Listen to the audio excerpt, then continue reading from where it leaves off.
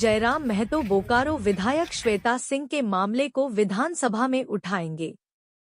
उन्होंने कहा कि सत्ता पक्ष के विधायक है श्वेता सिंह, अब देखना है कि विधानसभा अध्यक्ष इस पर कौन सा कार्रवाई करते हैं। मालूम हो कि 2 पैन कार्ड 4 आईडी एक विधायक ने रखा, 2 चुनाव में अलग अलग पैन कार्ड का उपयोग श्वेता सिंह ने किया। यह गंभीर मामला है। उन्होंने जानकारी छुपाया। जयराम ने कहा बोकारो के डीसी ने अपनी रिपोर्ट भी भेज दिया है। यह चुनावी प्रोटोकॉल का उल्लंघन है। उन्होंने कहा कि कभी कभी गलतियां होती है, लेकिन यह गलती श्वेता सिंह से नहीं हुआ है। उन्होंने जानबूझकर 4 आईडी 2 पैन कार्ड बनवाया है। ऐसी गलती जेपी पटेल ने किया था, जिन पर कार्रवाई हुई थी। अब देखना यह है कि विधानसभा अध्यक्ष क्या करते हैं। चूंकि मामला सत्ता पक्ष का है, हम इस मामले को विधानसभा में उठाएंगे। यदि कार्रवाई नहीं होती है तो चलिए आगे जानते हैं डुमरी विधायक जयराम महतो ने क्या कहा।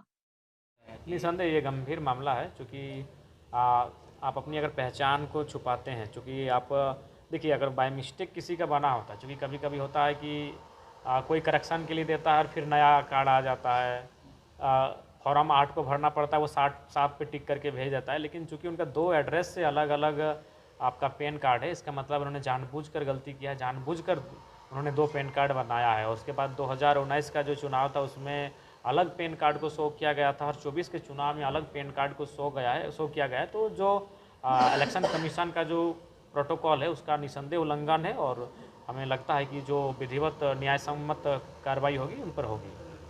वोटर कार्ड भी 2 जगह का है, 4 जगह का है, जो कि उचित नहीं है। देखिए 2 जगह, चूँकि जैसे मान के लिए वो अपने मायके से ससुराल आई तो चलिए समझ सकते हैं कि वहाँ डिलीट नहीं हुआ था, ये एक एक्सक्यूज हो सकता है कि 2 कार्ड है, एक वहाँ डिलीट नहीं होता। लेकिन अगर 4 वोटर आईडी हैं अभी 4 एड्रेस से, तो ये तो बिल्कुल हमें लगता है कि ये गलत है। जो खासकर एक जनप्रतिनिधि जो चुनाव में भागीदार होंगे, जो चुनाव लड़ रहे हैं, तो ये बिल्कुल गलत हुआ है। चुनाव आयोग के इस पर जो है कि ये लेना चाहिए।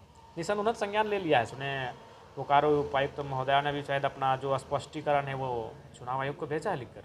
विधानसभा अध्यक्ष इसके लिए कार्रवाई करें। देखिए अब वो सत्ता पक्ष की विधायक हैं, अब विधानसभा अध्यक्ष का अब वो कैसे करते हैं, क्या करते हैं, वो तो विधानसभा अध्यक्ष की तमाम जो कार्य शक्तियाँ हैं, उनका जो विवेक है, देखते हैं। उम्मीद है कि वो न्याय संगत कार्रवाई नहीं हुई तो जयराम महतो सदन में इस बात को उठाएंगे। निसंदेह इस बात को रखेंगे कि भाई कार्रवाई, चूँकि इससे पूर्व जेपी पटेल पर विधानसभा अध्यक्ष महोदय ने कार्रवाई करी थी, तो इसलिए उस लिहाज से अगर कार्रवाई बनता है और ये अगर कार्रवाई के दायरे में आता है तो कार्रवाई होनी चाहिए।